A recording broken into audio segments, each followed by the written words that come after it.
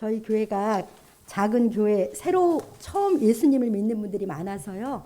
이렇게 기초 성경 공부를 하면서 요즘 설교를 하고 있거든요. 그래서 그 성경 구절을 보시면서 설교를 들으시면 되겠습니다. 지난주부터 우리는 하나님과 교제 나누는 삶, 영생을 누리는 삶에 대해서 배우고 있습니다. 지난 시간에는 하나님께서 나에게 말씀하시는 성경, 하나님의 말씀에 대해서 공부했는데요. 우리 하나님의 말씀은 우리에게 영생을 주는 생명의 말씀, 오늘 아까 권사님이 기도할 때도 나왔는데 창조의 능력이 있는 말씀이에요. 그리고 하나님의 말씀은 영적인 젖이고 영적인 양식이기에 반드시 먹어야 살고 먹으면 기쁨과 즐거움, 영혼의 만족과 행복을 줍니다. 또 무엇보다도 이 말씀은 주 예수님이십니다. 이 말씀은 주님의 영으로 가득 차 있어요. 그래서 우리가 주님 만나기를 사모하는 마음으로 말씀 앞에 나가면 말씀 속에서 언제나 주님을 만납니다. 오늘은 우리가 주님께 말씀드리는 기도의 삶에 대해서 성경을 공부하겠는데요. 기도는 정말 우리 영혼에 안식을 주는 하나님과 나 단둘이서 만나는 행복한 교제의 시간입니다. 예수님께서도 우리와 같은 사람으로 이 땅에 계실 때 늘 아버지 하나님께 나가서 기도하는 시간을 가지셨어요. 누가복음을 보면 예수님께서 얼마나 하나님 아버지랑 단둘이 기도하기를 좋아했는지 잘 나타나 있습니다. 우리도 주님처럼 하나님 아버지께 나아가서 기도하기를 즐겨하면 참 좋겠습니다. 사실 모든 종교에는 다 기도가 있잖아요. 인간의 종교심을 가장 잘 보여주는 것이 아마 기도일 것입니다. 모든 면에서 한계와 결핍을 가진 우리 인간은 필연적으로 불안과 두려움을 느낄 수밖에 없는데요.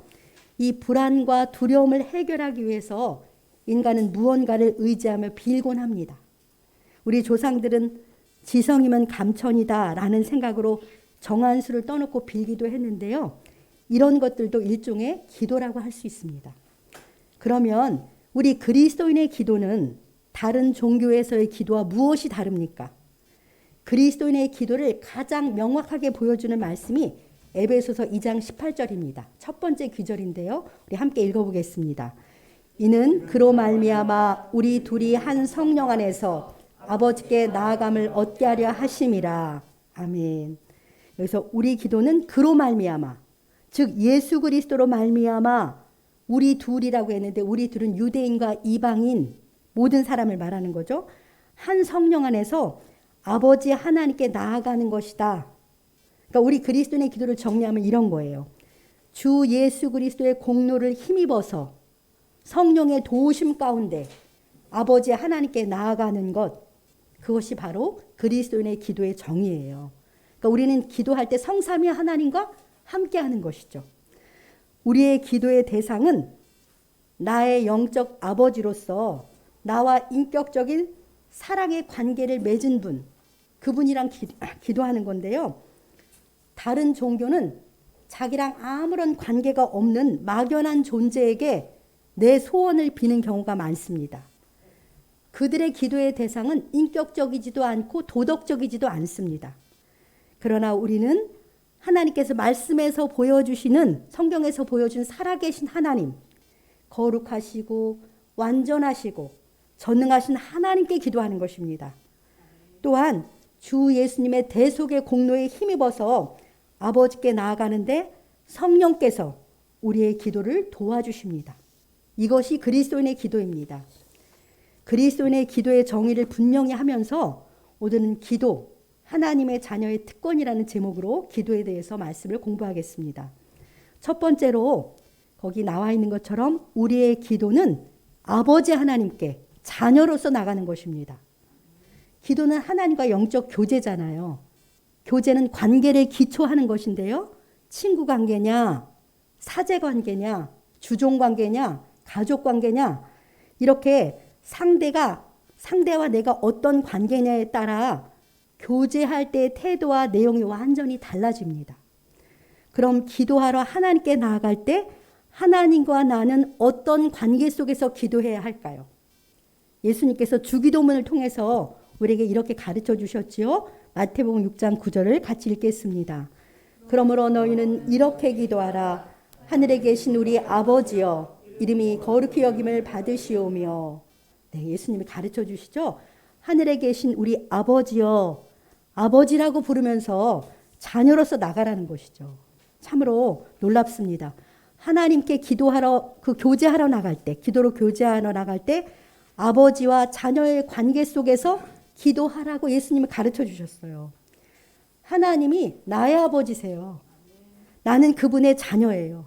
그런 확신 가운데 나가서 기도하시면 되는 겁니다. 정말 크고 놀라운 특권 아닙니까? 전능하시고 좋으신 하나님께서 나의 아버지시고 나는 하나님의 자녀이니 언제나 하나님께 들락달락거리면서 아버지한테 들락달락거리면서 하나님 아버지와 교제 나눌 수 있는 거예요. 여기 아빠이신 분들이 몇 분 계신데요. 자녀가 아빠 하면서 무엇을 요구하시면 어떻게 하십니까? 나쁜 게 아니라면 대부분 기꺼이 즐거이 다 들어주시는 그런 아빠들인 줄 압니다. 또 여기 자녀들이 있는데요. 아빠에게 무엇을 해달라고 요구할 때 안 들어줄까 봐 걱정하면서 요청합니까? 그렇지 않습니다. 당연히 아빠가 내 요구를 들어줄 거라고 믿고 당당하게 가서 요청하고요. 안 들어주면 졸르기까지 해서라도 자기가 원하는 것을 아빠한테 얻어냅니다. 며칠 전에 우리 딸이 아빠한테 친구 만나러 가는데 너무 늦었다면서 강남까지 차로 태워다 달라고 했습니다. 그래서 제가 아니 그런 것까지 아빠한테 차로 태워달라고 하냐. 아빠가 돌아올 때 차가 너무 막히니까 그냥 대중교통 이용하라고 엄마인 제가 약간 책망 섞인 말을 했거든요. 근데 끝까지 졸라가지고 결국 아빠 차를 타고 갔어요. 이렇게 육신의 아버지도 자녀에게 이 정도의 사랑을 즐거이 베풀어 줍니다. 자녀들은 이런 아버지의 사랑을 당연히 여기고 누리며 살아갑니다. 자녀가 무엇을 잘했기 때문이 아니고요. 그저 내 자식이기 때문에 사랑해주고 필요를 채워주는 것이죠. 하나님 아버지께서도 우리가 그분의 자녀이기 때문에 우리 기도를 들어주시는 것입니다. 내 행동이 하나님 마음에 들어서 내 기도를 들어주시는 것이 아니고요. 내가 하나님의 자녀이기 때문에 내 기도에 귀를 기울이시고 사랑으로 내 필요를 채워주십니다. 사랑하는 성도 여러분, 우리가 하나님 아버지께 기도하러 나갈 때요. 내가 하나님께 사랑받는 자녀라는 확신 가운데 담대하게, 당당하게 나아가서 믿음으로 구하시기 바랍니다. 하나님 아버지는요, 내 수준, 내가 잘 살는지 못 사는지 그 수준을 보고 내 기도를 들어주시지 않아요. 내 신분, 내가 하나님의 딸이라는 그 신분을 보고 내 기도를 들어주시는 분이십니다. 우리는 하나님께 나아갈 때 내 수준이 아니라 내 신분으로 나가면 되는 것입니다. 나에게는 아무런 의가 없어도 괜찮습니다. 왜냐하면 내 안에 계신 주 예수님께서 나의 완전한 의로움이 되시기 때문에 그렇습니다. 그래서 나는 하나님의 아들이요 딸이라는 확신으로 담대히 아버지께 나아가서 기도하시기 바랍니다. 언제 어디서나 하나님 아버지라고 부르시면서 기도하심으로 아버지 하나님의 무조건적인 사랑을 누리는 우리 모두가 되시길 소망합니다. 예수님께서 산상수훈인 마태복음 6장 7장에서요. 우리가 하나님을 아버지라고 부르며 나아가 기도하도록 많은 말씀을 해주셨어요. 두 말씀을 제가 여기 올려드렸는데요. 두 말씀을 뜻을 생각하면서 같이 읽어보겠습니다. 마태복음 6장 6절입니다. 너는 기도할 때 내 골방에 들어가 문을 닫고 은밀한 중에 계신 내 아버지께 기도하라. 은밀한 중에 보시는 내 아버지께서 갚으시리라. 이 말씀에서 은밀한 중에 보시는 내 아버지께 기도하라. 이렇게 얼마나 다정한 말씀입니까? 내 아버지께 기도하라는 거예요. 어떤 자매님은 딸이 너무나 어려움 가운데 처했을 때 침대에서 벌떡 일어나서 아버지시라면서요. 어쩌라는 거예요, 우리 딸. 그러면서 아버지한테 푸념하듯이 기도했는데 아버지가 그걸 다 들어주신 것을 보았습니다. 마태복음 7장 11절도 같이 읽어보겠습니다. 너희가 악한 자라도 좋은 것으로 자식에게 줄 알거든 하물며 하늘에 계신 너희 아버지께서 구하는 자에게 좋은 것으로 주시지 않겠느냐. 참 설득력 있는 주님의 말씀입니다. 악한 사람이라도 자식에게는 좋은 거 주지 않냐. 하물며 하늘 아버지가 구하는 너에게, 내 자녀인 너에게 좋은 것으로 주지 않겠느냐? 이렇게 말씀하십니다. 나에게 언제나 좋은 것으로 주신 좋은 아버지 하나님을 믿고 신뢰하며 기도하시기 바랍니다. 지금 여러분들이 간절히 원하는데, 내 마음에 원하는데 안 될 것 같아서 걱정되는 일이 있으면 떠올려 보시고 전능한 아버지께 그것을 가지고 가서 간절히 기도하시기 바랍니다. 두 번째로 우리의 기도는 주 예수님의 이름으로 기도합니다. 우리 요한복음 16장 24절을 같이 읽겠습니다. 지금까지는 너희가 내 이름으로 아무것도 구하지 아니하였으나 구하라 그리하면 받으리니 너희 기쁨이 충만하리라. 네, 예수님께서 우리가 예수님의 이름으로 아버지께 구하라. 내 이름으로, 예수님의 이름으로 구하라는 거예요. 그러면 네가 구하는 것을 받게 되어서 기쁨이 충만할 것이다. 이렇게 주님이 약속하시는데요. 이 말씀에 따라 우리는 기도할 때마다 맨 끝에 주 예수님의 이름으로 기도합니다. 아멘. 이렇게 기도를 마치잖아요. 이 말은 기도할 때 넣는 주문이 아닙니다. 주 예수님의 이름으로 라는 뜻은 주 예수님의 공로를 힘입어서 라는 의미예요. 오직 우리는 주 예수님의 공로를 힘입어서만 거룩하신 하나님 아버지께 나아갈 수 있기 때문입니다. 본래 하나님과 우리 사이에는 어때요? 우리의 죄로 인해서 담이 있었어요. 우리 죄 때문에 하나님과 나 사이에는 담이 있어서 하나님께 나아갈 수 없는 사람들이었잖아요. 그런데 이 담을 하나님이 헐고 싶으신 거예요. 우리를 만나고 싶으셔서. 그래서 예수님의 십자가에 못 박혀 죽으심으로 하나님과 나 사이의 죄의 담을 헐어내시고 우리가 언제든지 하나님께 나아갈 수 있게 해주셨는데요. 그것이 마태복음 27장 50절 51절에 기록되어 있습니다. 함께 읽어보겠습니다. 예수께서 다시 크게 소리지시고 영혼이 떠나가시니라. 이에 성소 휘장이 위로부터 아래까지 찢어져 둘이 되고 땅이 진동하며 바위가 터지고. 아멘. 예수님께서 다 이루었다 크게 소리지시면서 십자가에서 돌아가실 때 하나님의 성소의 휘장이 위로부터 아래로 찢어졌습니다. 이 휘장은요, 여러 가지 실로 만들었기 때문에 칼로도 잘 찢어지지 않는, 거의 찢길 수 없는 그런 휘장이에요. 성소와 지성소 사이에 막혀있던 그 휘장이 예수님이 십자가에 달려 돌아가실 때 저절로 찢기신 거예요. 이것을 통해서 예수님의 육체의 죽음이 성소의 휘장을 찢게 했다라는 그런 의미인데요.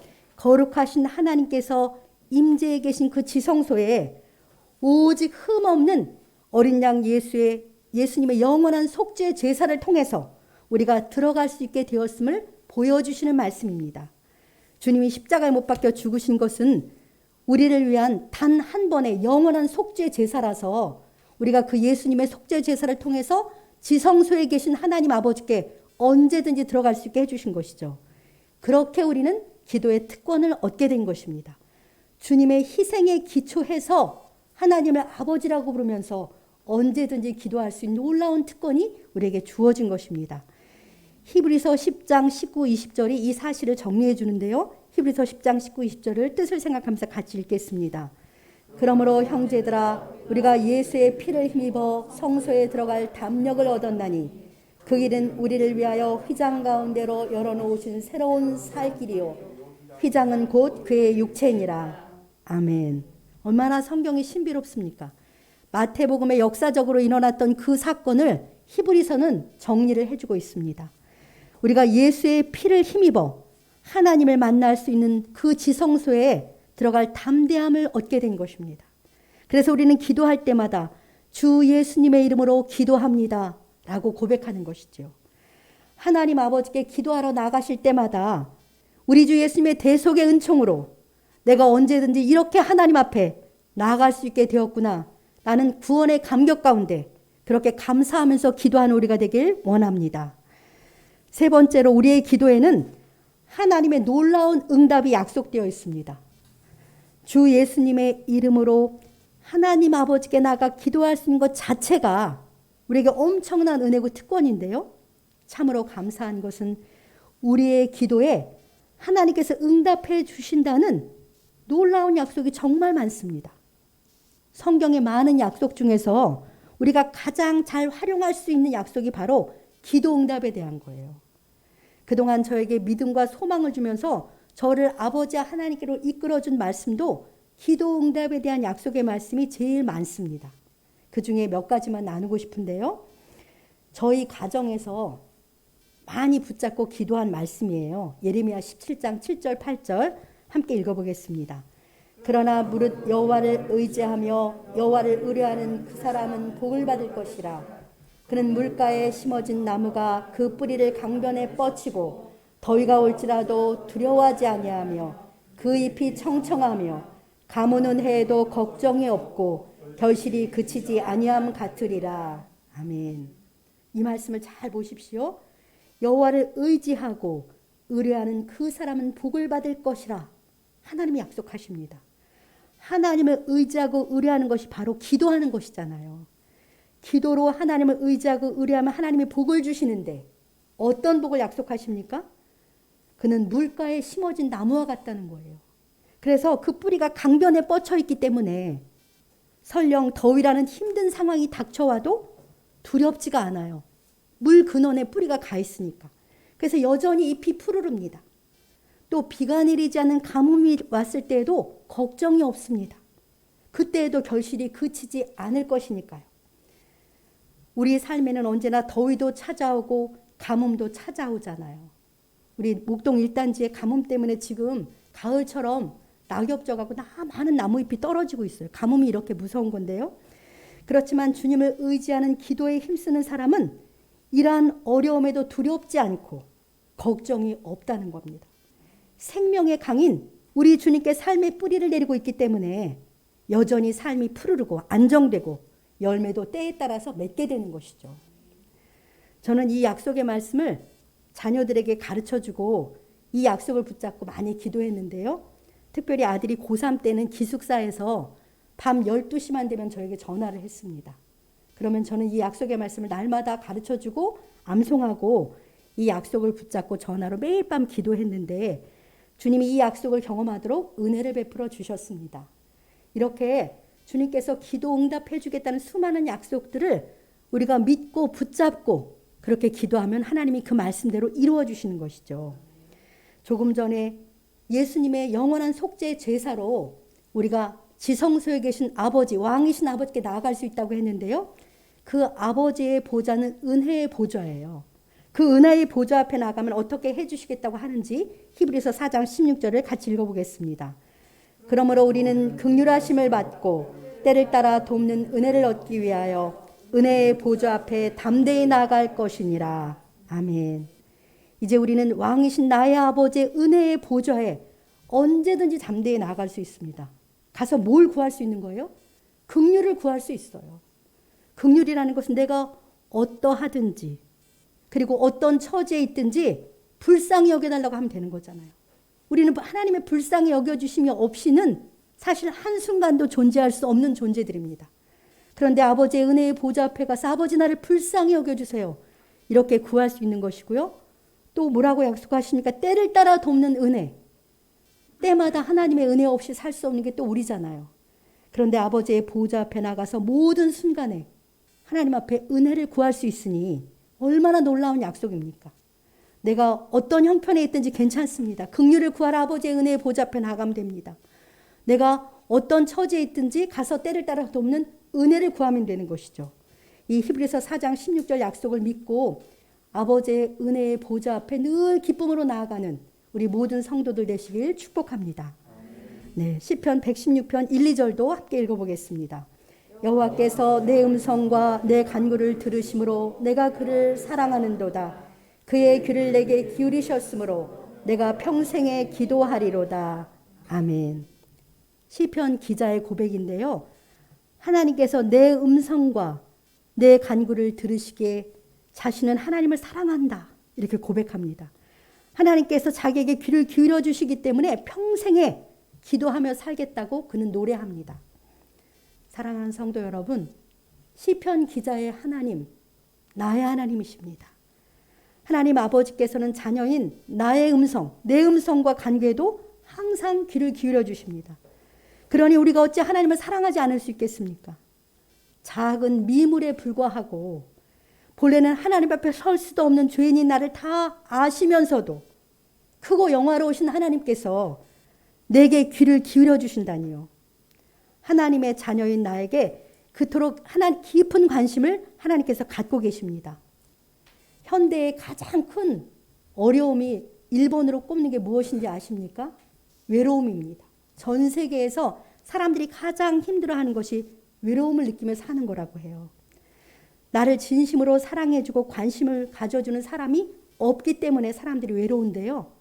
나의 하나님께서 언제나 내게 귀를 기울이시며 깊은 사랑에 관심을 갖고 계심을 기억하십시오. 이 놀라운 사랑을 믿고 우리도 시편 기자처럼 평생에 하나님께 기도하며 살아가기를 소망합니다. 이번에는 예수님께서 직접 들려주신 약속인데요. 요한복음 14장 13, 14절 오늘 본문입니다. 한번 같이 읽어보겠습니다. 너희가 내 이름으로 무엇을 구하든지 내가 행하리니 이는 아버지로 하여금 아들로 말미암아 영광을 받으시게 하려 함이라. 내 이름으로 무엇이든지 내게 구하면 내가 행하리라. 아멘. 우리가 예수님의 이름으로 무엇을 구하든지 내가 행하겠다. 예수님이 행해 주시겠다고 약속을 하시는데요. 똑같은 약속을 두 번 14절에서 동일하게 말씀하시잖아요. 내 이름으로 무엇이든지 내게 구하면 내가 행하리라. 똑같은 말씀을 두 번 하시는 것은 이 약속의 확실함을 보증하시는 것입니다.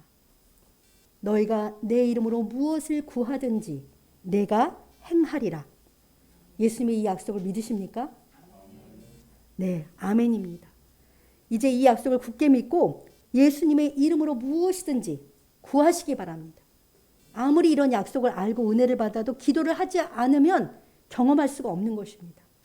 이 약속을 믿고 힘써서 아버지가 다 주신다는데, 우리 아버지가 전능자이신데, 우리 아버지가 날 사랑하시는데 가서 예수님의 이름으로 힘써 구하시기 바랍니다. 그런데 13절에 보면 기도 응답의 이는 이는 아버지로 하여금 아들로 말미암아 영광을 받으시게 하려 함이라 이렇게 말씀하세요. 그러니까 우리 기도에 응답하심으로 하나님 아버지께서 예수님으로 말미암아 영광을 받으시게 된다는 말씀입니다. 그러니까 기도 응답은요, 결과를 통해서 내 필요만 채우는 것이 아니라 하나님 아버지께서 영광을 받으시게 돼요. 성도님들, 다윗 하면 제일 먼저 떠오르는 것이 무엇입니까? 블레셋의 장수 골리앗과의 전쟁이 떠오르잖아요. 소년 다윗이 물맷돌을 던져서 육척 장수 골리앗을 쓰러뜨린 사건은 참 드라마틱한 승리입니다. 골리앗과의 싸움에 나갈 때 소년 다윗이 자기의 승리를 통해서 무엇을 원했는지 아십니까? 사무엘상 17장 46절 우리 같이 읽어봅시다. 오늘 여호와께서 너를 내 손에 넘기시리니 내가 너를 쳐서 네 목을 베고 온 땅으로 이스라엘의 하나님이 계신 줄 알게 하겠고. 네, 다윗은 여호와 하나님만 의지하는 믿음으로 나가면서요, 자기의 승리를 통해서 온 땅으로, 온 세계로 이스라엘의 하나님, 참신이 계신 것을 알게 하기를 원했습니다. 다윗의 마음은 온통 자기의 하나님께서 온 세계 위에 높임받기를 원했던 것이죠. 하나님께 영광을 돌리고 싶은 마음으로 가득 차 있었던 다윗입니다. 그래서 하나님을 높이고 싶은 다윗의 선한 소원에 전능하신 하나님께서 응답하셔서 극적인 승리를 주셨습니다. 그 결과 하나님께 큰 영광은 말할 것도 없고요, 더불어서 다윗에게도 영광이 있었습니다. 사랑하는 성도 여러분, 우리 아버지 하나님께서는 자녀인 우리 기도에 응답해 주기를 간절히 원하세요. 기뻐하세요. 우리 기도를 들어주기를 기뻐하십니다. 우리 기도에 응답하심으로 먼저는 우리들의 기쁨이 충만하길 원하시고요, 그 결과 하나님께서 영광 받으시기 원하십니다. 우리 주님의 약속을 믿고 힘써 기도하심으로 응답의 기쁨도 충만히 경험하고 하나님께 영광 돌리는 우리 모두가 되길 소망합니다. 이제 마지막으로 우리의 기도는 하나님과의 친밀한 사귐인데요, 거기에 나오는 성경 구절은 참고만 하시면 되겠습니다. 우리가 하나님께 나아가 기도하는 시간은요, 하나님과 친밀한 사귐의 시간이에요. 그러니까 하나님께 가서 이거 해주세요, 저거 해주세요 라는 나의 일방적 요구만 말씀드리는 시간은 아니라는 것이죠. 친밀한 사귐은 일방적 의사 표현이 아니라 서로가 마음을 나누는 것이잖아요. 하나님과 친밀한 사귐을 갖는 기도의 모델, 그 모델을 우리가 어디서 볼 수 있습니까? 시편에서 볼 수 있습니다. 시편 기자들이 각자가 처한 상황에서 하나님 앞에 나아가 자기 마음을 토하며 하나님과 친밀하게 교제한 그런 말씀들이에요. 이들은 기도를 통해서 하나님을 찬양하기도 하고 하나님의 은혜를 헤아리며 감사하기도 하고 하나님 앞에 죄를 낱낱이 고백하면서 용서를 구하고 어려움에서 자신을 건져주시길 간구합니다. 뿐만 아니라 그들의 기도를 가만히 읽어보면 하나님을 향한 확신에 찬 신앙 고백으로 그 기도 속에 가득 들어있어요. 얼마나 그 신앙 고백을 들을 때 하나님이 영광을 받으시겠습니까? 때로는 하나님의 뜻을 묻고 대답을 기다리고 있습니다. 우리도 이들처럼 하나님 앞에 나가 기도할 때 우리 아빠 아버지 최고라고 이렇게 말씀드리면서 하나님을 찬양하고 하나님께 감사를 올려드리고 내 죄를 낱낱이 고백하면서 용서도 구하고 하나님을 향한 나의 믿음과 사랑도 고백하면서 하나님의 음성 듣기를 기다리기도 하는 그러한 풍성한 대화로 더 깊고 친밀한 사귐을 갖는 우리가 되길 소망합니다. 저는 목사이기 때문에 새벽 기도를 드리잖아요. 그 새벽 기도 시간에 정말 하나님께 많이 여쭙습니다. 왜냐하면 지혜가 필요하기 때문에 그래요. 여쭈면 대부분 하나님께서 그 기도 시간에 답을 주세요. 지혜를 달라고 어떤 설교에 대해서 지혜를 구하면 장절이 떠오르게 해줄 때도 있고 설교에 어디에 포인트를 맞춰서 하라 이런 것들을 다 일일이 기도 시간에 가르쳐 주세요. 그러니까 정말 기도 시간이 재미가 있습니다. 무엇보다도 기도는 아버지 하나님께 나의 필요를 구하는 시간이에요. 제가 이 성경 공부를 하는 이유는 어린 그리스도인들이 우리 교회는 많기 때문에 그분들을 위한 성경 공부인데요. 기도는 먼저는 내 필요 구하는 것이에요. 그래서 좋으신 아버지께 모든 것을 힘써 구하심으로 구하면 주시는 아버지의 은혜를 풍성히 누리는 우리 모두가 되시길 주님의 이름으로 간절히 축복합니다. 네, 우리 들은 말씀 생각하면서 이렇게 기도하겠습니다. 이렇게 기도합시다. 하나님 아버지 감사합니다. 저희를 자녀 삼아 주셔서 아버지께 나가 모든 것 구할 수 있는 특권을 주셔서 감사합니다. 모두 주 예수님의 십자가의 죽으심과 보혈의 은혜 때문인 줄 믿습니다.